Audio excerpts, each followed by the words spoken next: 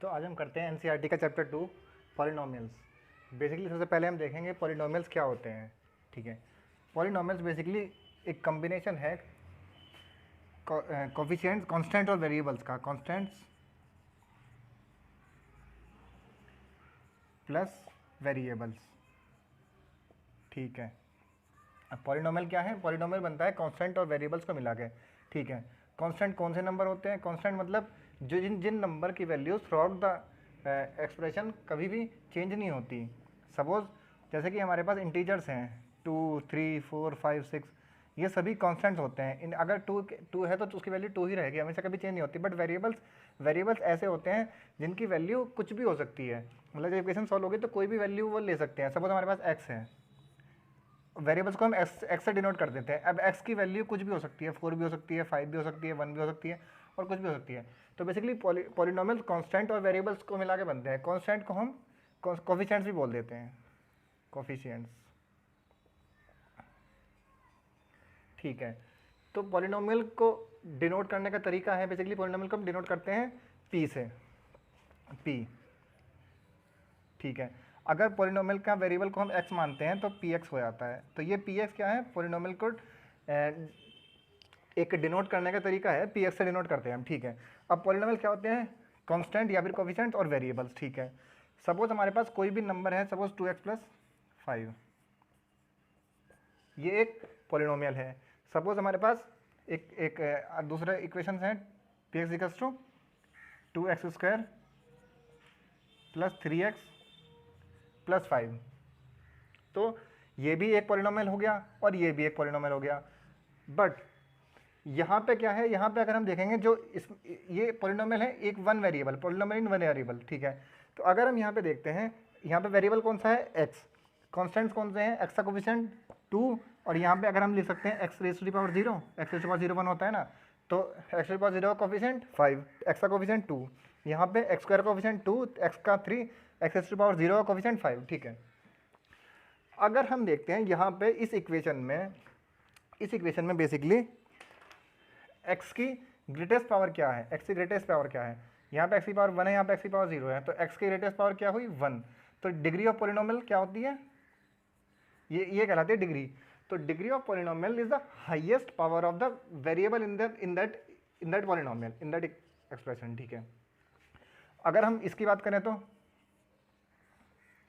यहाँ पे हमें x की हाईएस्ट वैल्यू क्या, x की हाईएस्ट पावर क्या दिख रही है? यहाँ पे पावर 2 है, यहाँ पे पावर 1 है, यहाँ पे पावर 0 है।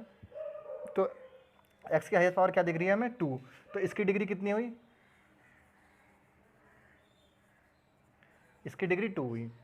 सपोज हमारे पास एक दूसरा वेरिएबल पॉलिनोमियल होता 3x³ + 4x² + 2x + 5। इसकी अगर हम डिग्री की बात करें तो इसमें x की हाईएस्ट पावर 3, इसकी डिग्री क्या होगी? 3।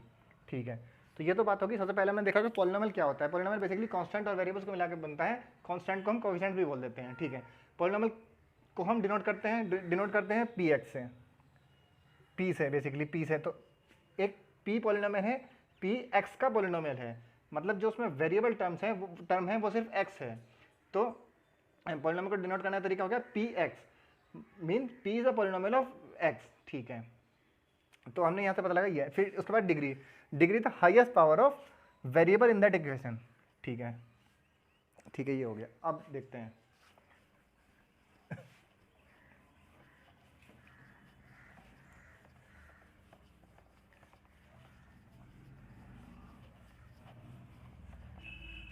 अच्छा, एक और बात है कि इसमें अगर हम देखते हैं कि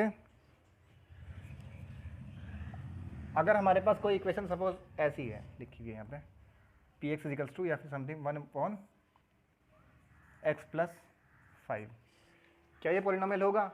या फिर ऐसे लिखा है √x 2√x + 3। ठीक है, अगर हमारी एक्सप्रेशन में x की फ्रैक्शनल पावर होती है, तो वो पॉलिनोमियल नहीं होता।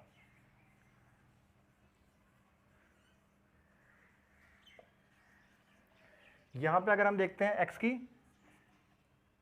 एक्स की पावर 1/2 है, यहाँ पे एक्स की पावर अगर इसे सॉल्व करेंगे तो कुछ फ्रैक्शन में ही आएगी, तो जहाँ पे एक्स की पावर 1, 2 या 3 मतलब इंटीजर ना हो और फ्रैक्शन में हो तो वो पॉलिनोमियल नहीं होता। ठीक है, सपोज अगर हमारे पास ऐसे होता, कोई इक्वेशन ऐसे है,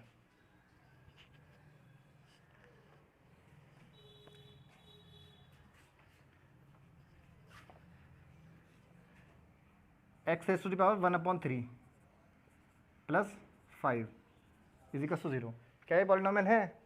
क्योंकि x की पावर 1/3 है तो ये फ्रैक्शनल पावर है, तो ये पॉलिनोमियल नहीं होगा। ठीक है, अब अगर हम देखते हैं कि हमारे पास सपोज ऐसे लिखा है,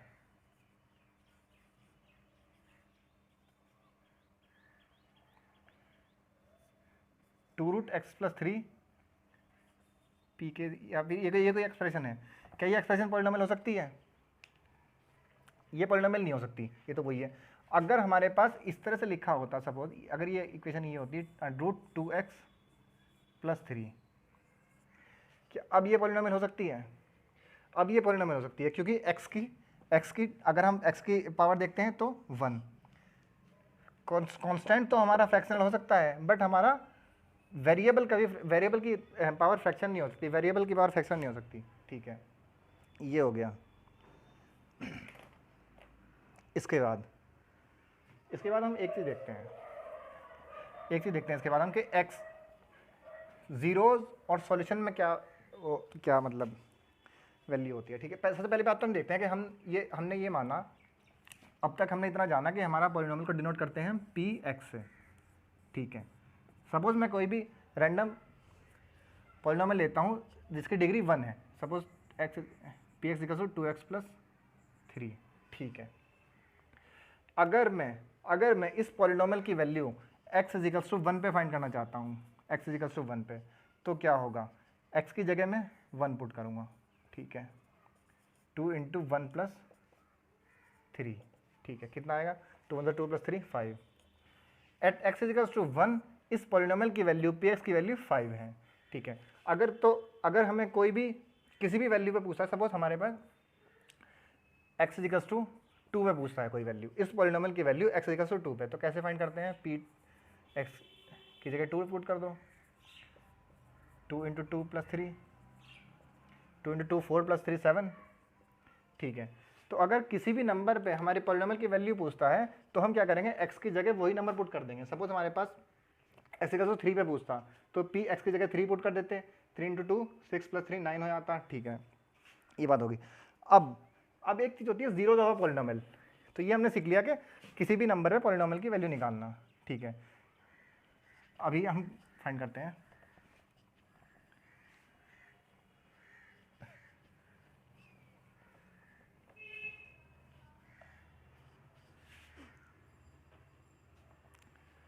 तो अब हम चीज़ देखते हैं, एक चीज़ होती है इस पॉलिनोमियल का सॉल्यूशन क्या होता है। बेसिकली किसी भी पॉलिनोमियल का सॉल्यूशन होता है zeros of the solution,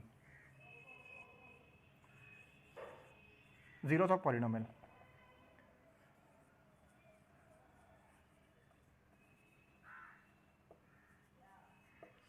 zeros और सॉल्यूशन ऑफ द पॉलिनोमियल। अगर हमें कोई पॉलिनोमियल दे देता है, सपोज मुझे एक पॉलिनोमियल दिया, सिंपल 1 डिग्री का पॉलिनोमियल लेते हैं 2x + 3। ठीक है, ये मेरा पॉलिनोमियल है px = 2x + 3। ठीक है, अगर मुझसे पूछा जाता है कि इस पॉलिनोमियल के जीरोज निकाल लो, like zeros of the polynomial, ठीक है, तो मैं क्या करूँगा, इस इक्वेशन को 0 के इक्वल पुट कर दूंगा। जीरोज ऑफ द पॉलिनोमियल का मतलब है x की वो वैल्यू जहाँ पे इस पॉलिनोमियल की पूरे पॉलिनोमियल की वैल्यू 0 हो जाए। मतलब मैं x की क्या वैल्यू पुट करूँ कि इस पॉलिनोमियल की वैल्यू 0 हो जाए। जीरोज ऑफ द पॉलिनोमियल का जीरोज या फिर सॉल्यूशन का मतलब है जीरोज और सॉल्यूशन, जीरोज और सॉल्यूशन एक ही बात होती है। जीरोज और सॉल्यूशन ऑफ द पॉलिनोमियल का मतलब है x की वो वैल्यू जिस वैल्यू पे इस पॉलिनोमियल की इस पूरे x की वो वैल्यू पुट करने पे इस पूरे पॉलिनोमियल की वैल्यू 0 हो जाए। ठीक है, क्या करूँगा मैं, थ्योरेटिकल चीज़ क्या है, x की वो वैल्यू निकालनी है जहाँ पे इस पॉलिनोमियल की वैल्यू 0 हो जाए, तो मैं इस पॉलिनोमियल को 0 के बराबर रख देता हूँ, तो x क्या निकल के आएगा, सॉरी 2x इजिकल्स टू क्या -3। ठीक है, x इजिकल्स टू -3/2, ठीक है। तो इस पॉलिनोमियल के जीरोज हो गए x इक्वल्स टू -3/2। अगर मैं x की जगह -3/2 पुट करूंगा तो इस पॉलिनोमियल की वैल्यू 0 हो जाएगी। सही है, ठीक है, ये बात समझ में आ गई। और एग्जांपल देख लेते हैं हम। सपोज हमारे पास 1 डिग्री का लेते हैं एग्जांपल के लिए। 5x + 3 = 0।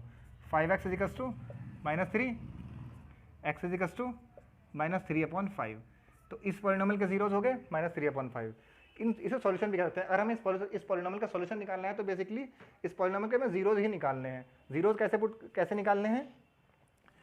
x को 0 नहीं पुट करना, इस x की वो वैल्यू निकालनी है जहाँ पे इस पॉलिनोमियल की वैल्यू 0 हो जाएगी। x की वो वैल्यू जो पुट करने पे इस पॉलिनोमियल की वैल्यू 0 हो जाए, तो हम इस पॉलिनोमियल को 0 के बराबर रख देते हैं। तो 2x = -3, x = 3/2, ठीक है, ये बात हो गई। अभी हम एक चीज देखते हैं, geometrical representation of zeros of the polynomial, ठीक है।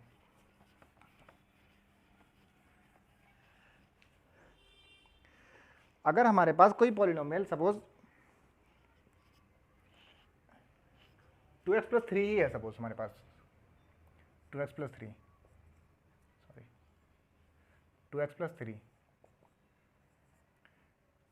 px = 2x + 3, ठीक है। y = mx + c straight line की इक्वेशन है।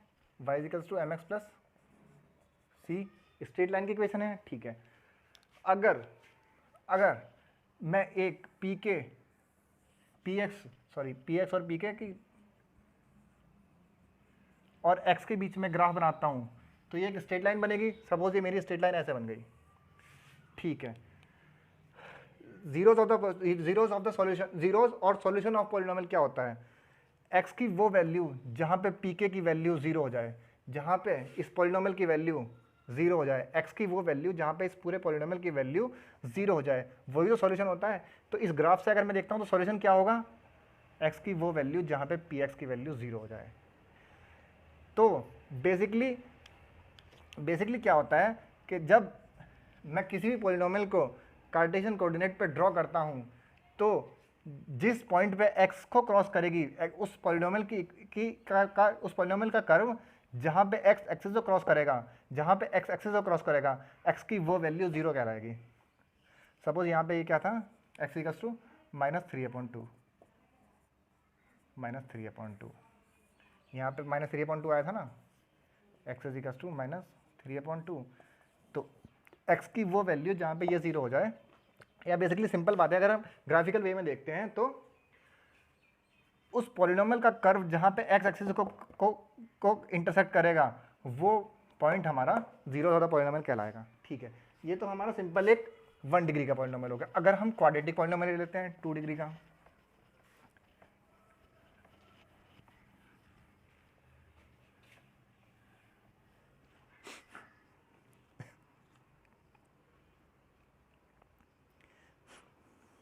सपोज मैं एक पॉलिनोमियल लेता हूँ क्वाड्रेटिक पॉलिनोमियल x² - 3x + 4, ठीक है। मैं एक क्वाड्रेटिक पॉलिनोमियल लेता हूँ, ठीक है। अब मुझे इस पॉलिनोमियल का ग्राफ बनाना है। बेसिकली इस पॉलिनोमियल का मुझे ग्राफ बनाना है सपोज, ठीक है।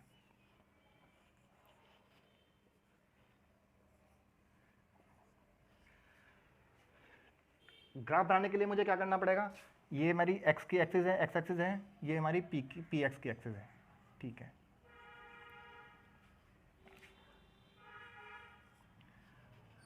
सॉरी, क्या करना पड़ेगा मुझे? x की अलग अलग वैल्यूज रखूंगा और px की वैल्यू निकाल लूंगा। x की सपोज मैंने 1 रखी, 2 रखी, 3 रखी, 4 रखी, ये बहुत सारे पॉइंट्स रख के मैं px की वैल्यू निकाल लूंगा। उन सभी पॉइंट्स को मिला दूंगा तो मेरे पास एक कर्व आएगा। बेसिकली क्वाड्रेटिक पॉलिनोमियल का अच्छा एक बात, जिसकी डिग्री 1 होती है वो लीनियर पॉलिनोमियल होता है, जिसकी डिग्री 2 होती है वो क्यूबिक पॉलिनोमियल होता है, जिसकी डिग्री 3 होती है वो जिसकी डिग्री 1 होती है वो लीनियर होता है, जिसकी डिग्री 2 होती है वो क्वाड्रेटिक पॉलिनोमियल होता है। जिसकी डिग्री 2 होगी वो क्वाड्रेटिक पॉलिनोमियल होगा। इसकी डिग्री 3 होती है वो क्यूबिक पॉलिनोमियल होता है। ठीक है, अब जब मैं इस क्वाड्रेटिक पॉलिनोमियल का ग्राफ बनाता हूँ तो बेसिकली ये ग्राफ पैराबोला बनता है इस तरह से, या तो ये बनेगा अपसाइड ओपन या फिर डाउन साइड ओपन, इस तरह का पैराबोला बनता है। इस कर्व को बोलते हैं हम पैराबोला, इस कर्व को हम पैराबोला बोलते हैं।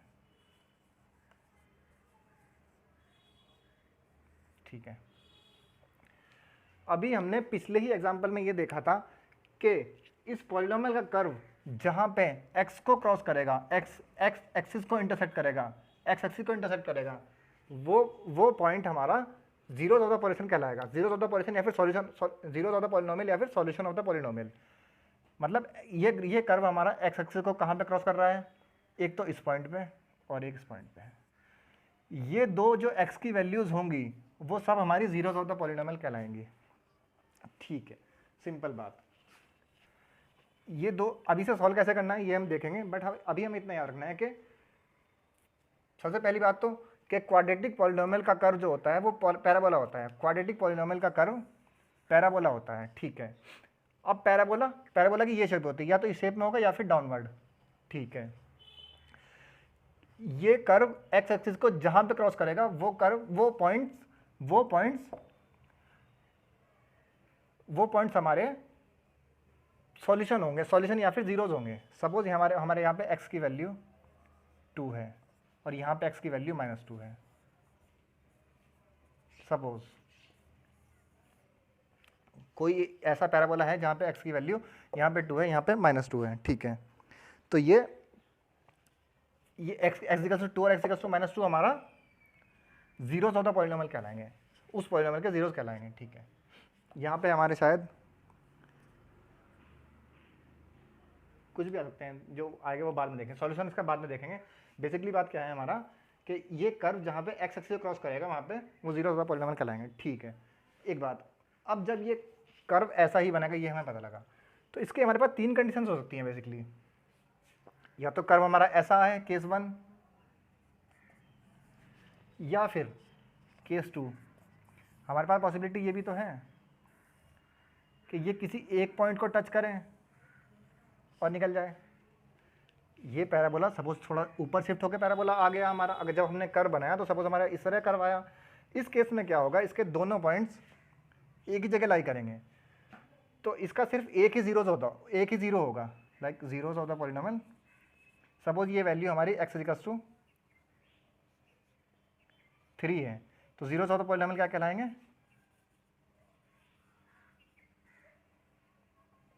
3 और 3, दोनों 3 ही होंगे, क्योंकि जितनी डिग्री होती है इतने ही सॉल्यूशंस होते हैं। वो सॉल्यूशन सपोज सिमिलर भी सॉल्यूशन हो सकते हैं और डिफरेंट भी हो सकते हैं। ठीक है, अभी सेकंड केस क्या होता है, ये हो सकता है जहाँ पे एक ही जीरो जिसका एक ही आए, या फिर थर्ड केस हमारा ऐसा भी तो हो सकता है कि ये कहीं क्रॉस ही ना करें।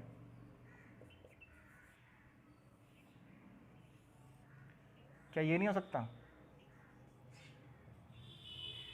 ये भी तो हो सकता है। इस केस में क्या होगा, नो सॉल्यूशन या फिर नो जीरोज। इस केस में हमारा कोई जीरोज नहीं होंगे, इसके ये इक्वेशन सॉल्व ही नहीं होगी। ठीक है, तो ये कभी x एक्सिस को क्रॉस ही नहीं करेगी। ठीक है,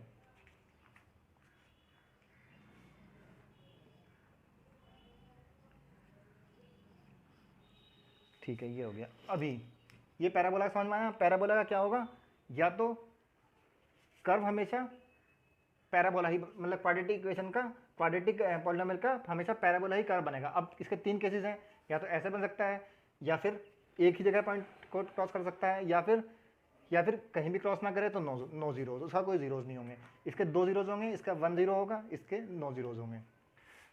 ठीक है, और जीरोज क्या होते हैं, x की वो वैल्यू जहाँ पे px की वैल्यू 0 हो जाए। मतलब ग्राफिकल रिप्रेजेंटेशन में अगर देखते हैं तो पॉलिनोमियल जहाँ जिस पॉइंट पर x एक्सिस को क्रॉस करता है वो पॉइंट जीरोज कहलाते हैं। इसके कितने जीरोज होंगे, एक ये जीरोज, एक ये जीरोज। 2 जगह इंटरसेक्ट किया ना, इसने कहीं इंटरसेक्ट नहीं किया तो नो जीरोज, इसे सिर्फ एक जगह इंटरसेक्ट किया तो एक जीरो।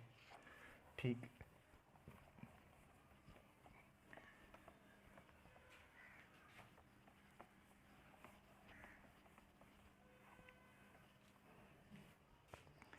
अभी इसी तरह से ही हम अगर क्यूबिक पॉलिनोमियल लेते हैं तो ठीक है, सबसे पहले तो जितनी डिग्री होती है इतने ही जीरोज होते हैं, क्यूबिक के 3 जीरोज होंगे। तो बेसिकली अगर हम देखते हैं तो अगर मैं कोई क्यूबिक पॉलिनोमियल ले लेता हूँ, suppose 4x³ plus 2x² plus 5x plus 8, ठीक है, एक मैंने पॉलिनोमियल ये ले लिया, इसकी डिग्री क्या है, x की हाईएस्ट पावर क्या है 3, ठीक है, तो इसकी डिग्री 3 हो गई। क्यूबिक पॉलिनोमियल का जो कर्व बनता है वो बेसिकली ऐसे बनता है, शेप ऐसी ही होगी, चेंज हो सकती है, मतलब कर्व हो सकता है कि यहाँ से क्रॉस करे, यहाँ से क्रॉस करे, ऊपर से क्रॉस कर जाए, बट शेप यही होगी, ठीक है। तो क्या होगा, इसके जीरोज अगर हमें देखने हैं, इस कर्व के 3, ये हमारा पी एक्स है, ये एक्स है, ये एक्स है, ये पी एक्स। इस पॉलिनोमियल का कर्व जहाँ पे एक्स एक्सिस को क्रॉस करता है, वो जीरोज होते हैं। तो इस ग्राफ में कितने जीरोज हो गए, एक ये जीरो, एक ये और एक ये, 3 सॉल्यूशन हुए ना। एक्स एक्सिस को ये कर्व जहाँ जहाँ क्रॉस करेगा वो जीरोज कराएंगे, ठीक है। अब इसकी एक पॉसिबिलिटी ऐसी भी तो है, सपोज ये कर्व यहाँ से आए और ये क्रॉस करके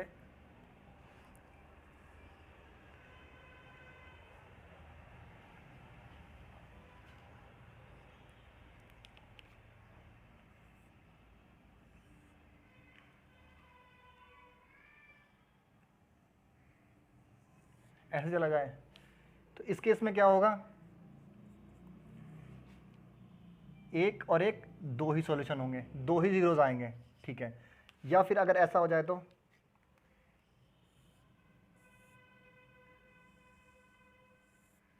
ऐसा हो जाए तो इस केस में क्या होगा, इस केस में सिर्फ एक ही जीरो होगा, ठीक है। मतलब एक्स एक्सिस को जितनी बार भी कर्व क्रॉस करेगा इतने ही जीरोज होंगे, ठीक है। ये बात समझ में आ गई, एक्स एक्सिस को हमारा कर्व जितनी बार भी क्रॉस करेगा इतने ही जीरोज होंगे। और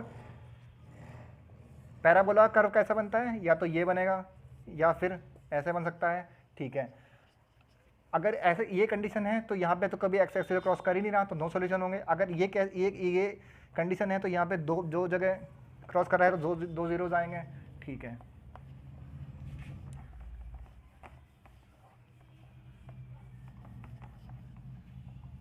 अभी क्वेश्चंस देख लेते हैं।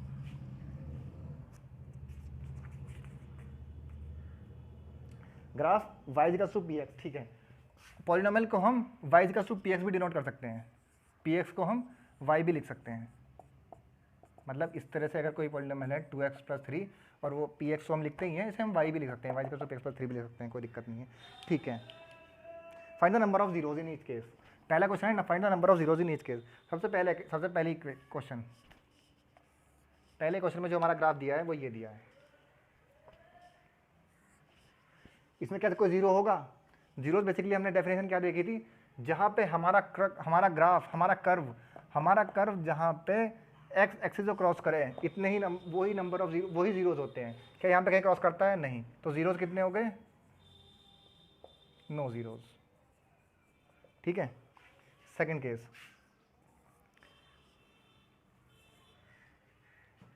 बाय डेफिनेशन जीरोज क्या होते हैं, जहाँ पे हमारा ग्राफ एक्स एक्सिस को इंटरसेक्ट करे, नंबर ऑफ जीरोज इतने ही होते हैं। यहाँ पे कितने हो गया, 1, ठीक है। थर्ड इक्वेशन,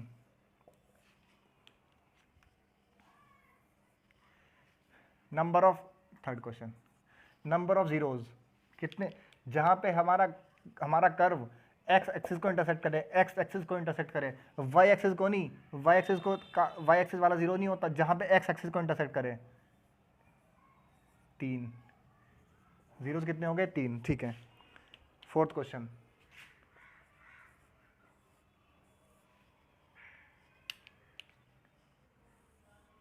कुछ ऐसा कर्व बना हुआ है, ठीक है, जहाँ पे हमारा कर्व एक्स एक्सिस को इंटरसेक्ट करे वही जीरोज होता है, तो नंबर ऑफ जीरोज कितने हो गए, 2, ठीक है।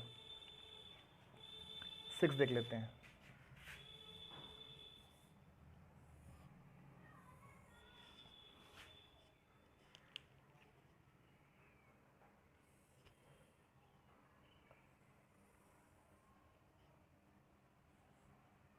ठीक है। नंबर ऑफ जीरोज़, जहाँ पे हमारा कर्व एक्स एक्सिस को इंटरसेक्ट करे, ये इंटरसेक्ट कर रहा है यहाँ पे, ठीक है। एक्स एक्सिस को इंटरसेक्ट करे, कहाँ पे करता है, 1 2 3। नंबर ऑफ जीरोज़ कितने हो गए,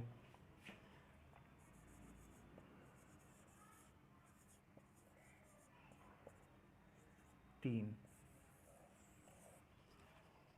ठीक है।